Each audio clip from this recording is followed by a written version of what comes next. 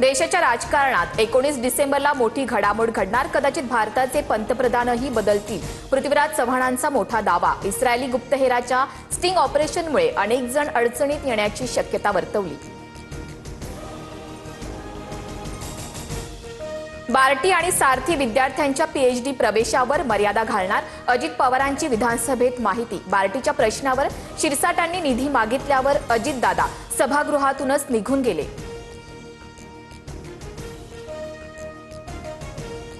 $42,000 मिळतात म्हणून एका घरातले 5-5 जण पीएचडी करतात. अजित पवारांचं विधान. तर इतरांना संधी मिळत नाही ही दादांची चिंता. बरोबर फडणवीसांकडूनही दुजोरा.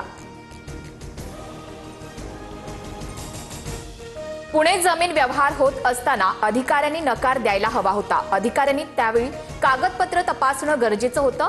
पत्रकारांसोबतच्या अनौपचारिक गप्पांवेळी अजितदादांनी अधिकाऱ्यांवरच खापर फोडलं. पुणे जमीन व्यवहारात चोर सोडून संन्यासाला फाशी. सरकारी जमिनी कुणाला दिल्यात याची श्वेतपत्रिका काढा. वडेट्टीवारांची मागणी. तर कुणीतरी म्हणतंय अधिकाऱ्याची चूक. अजित पवारांना टोला. रायगडच्या पालकमंत्री पदाबाबत तुटेपर्यंत ताणलं गेलंय. आता थांबलं पाहिजे. अनौपचारिक गप्पांदरम्यान अजित पवारांचं मोठं विधान.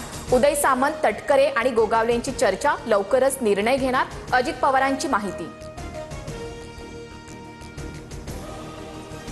लहान मुलं पळवणाऱ्या टोळ्यांबाबत राज ठाकरेंचं मुख्यमंत्री फडणवीसांना पत्र.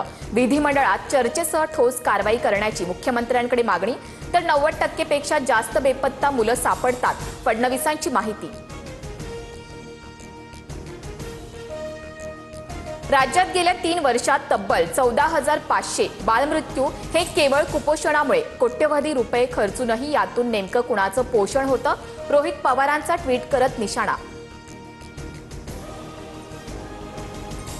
सिडकोच्या घरांच्या किमती 10% कमी करण्याचा निर्णय. अत्यल्प आणि अल्प उत्पन्न गटासाठी उपमुख्यमंत्री शिंदेंची मोठी घोषणा. तब्बल 17,000 घरांच्या किमती कमी होणार.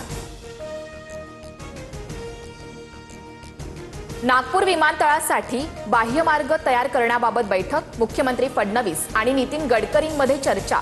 तर पुणे ते संभाजीनगर नवीन महामार्ग बांधला जाणार. गडकरींची मोठी घोषणा.